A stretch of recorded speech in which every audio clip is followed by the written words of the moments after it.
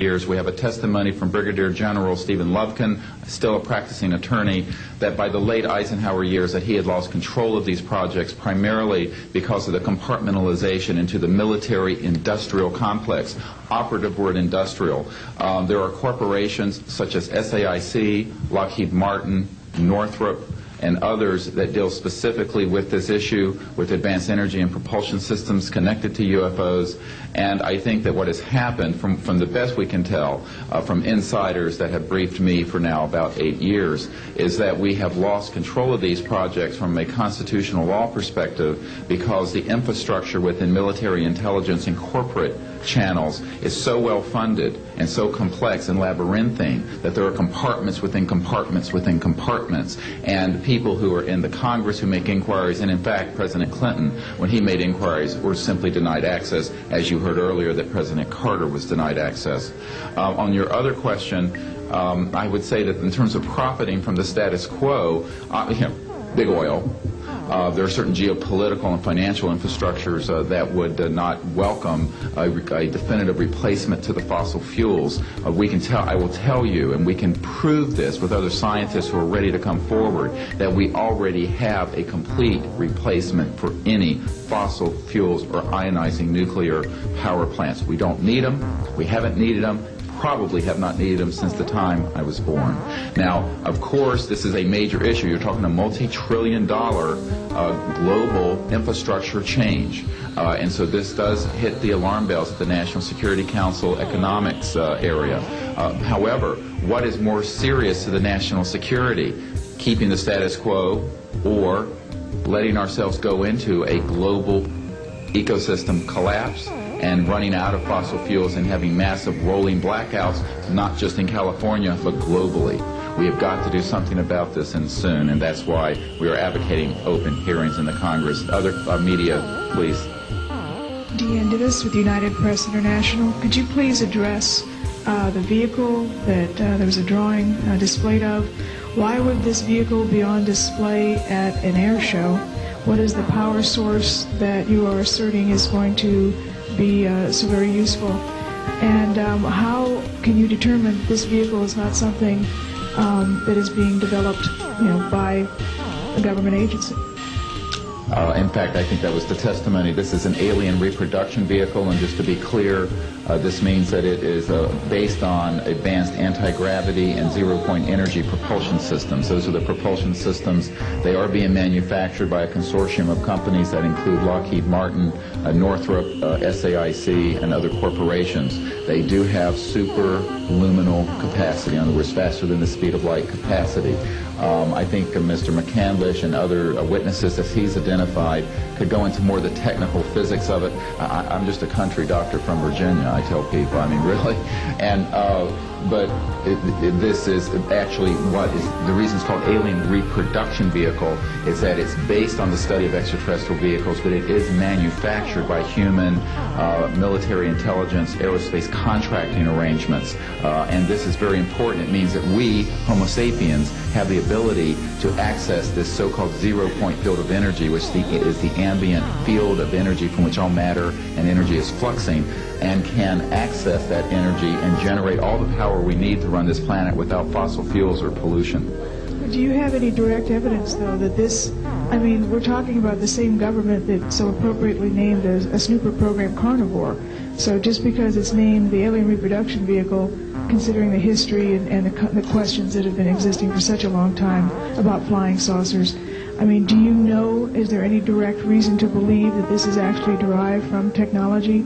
Any of the witnesses who can attest to that? And how would this, a propulsion system, a rocket engine doesn't necessarily translate into electricity. Can you elaborate on that?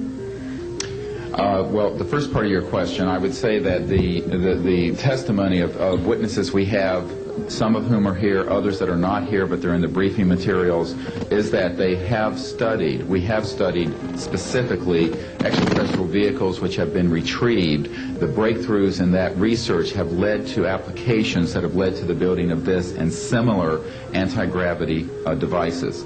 And that, in fact, this can be proven in open testimony before Congress, and that is exactly what we are calling for. We have the witnesses to establish this, and they also have the documents and the specific details of the propulsion systems. But this is not a jet internal combustion system at all. It is actually kicked in by a type of electric power source, and it then accesses this ambient zero-point energy field that is responsible for all matter and energy existing, and by special configurations and what have you, it causes a cancellation of mass inertia and an anti-gravity effect.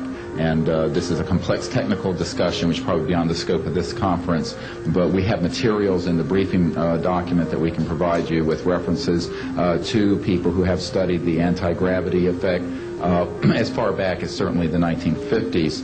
We have one witness who says that his family was connected to the RAND Corporation, and that by the mid-1950s that more money had been spent on anti-gravity propulsion systems than the totality of the Manhattan Project. So yes, we can establish those elements. Well, as far as the moon is concerned, I think they found when they got up there that there was already somebody there. And I wouldn't want to say any more than that. But they got out of there and they haven't been back.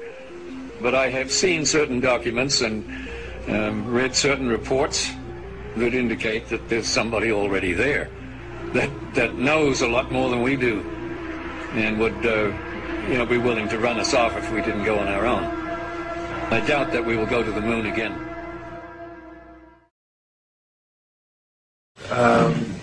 In mid-1965, I was loaned to the Lunar Orbiter Project at NASA on Langley Field.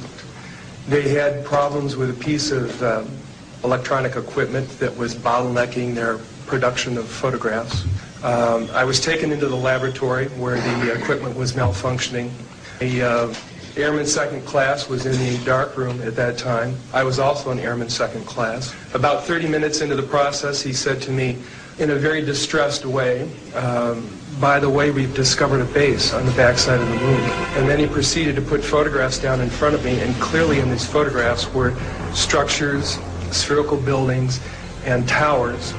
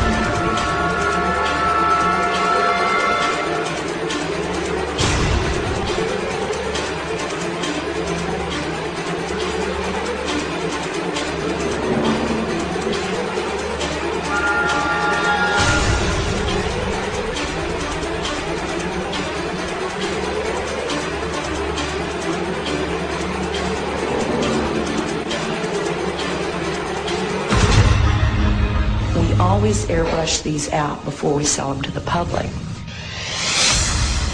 Mosaics and showed this base, which had geometric shapes. There were towers, there were spherical buildings, there were very tall towers and things that looked somewhat like radar dishes, but they were large structures. If I compare it to what I'm seeing now, because I do have photographs that have artifacts in them that are similar to what I saw, they're massive. Some of the structures are, half a mile in size. So they're huge structures. Some of the buildings seem to have very reflective surfaces on them. A couple of structures that I saw reminded me of cooling towers at power generating plants. They had that sort of a shape. Some of them were just very, very straight and tall with a flat top. The particular shot that I saw, there were several clustered together over a landscape, a fairly large landscape.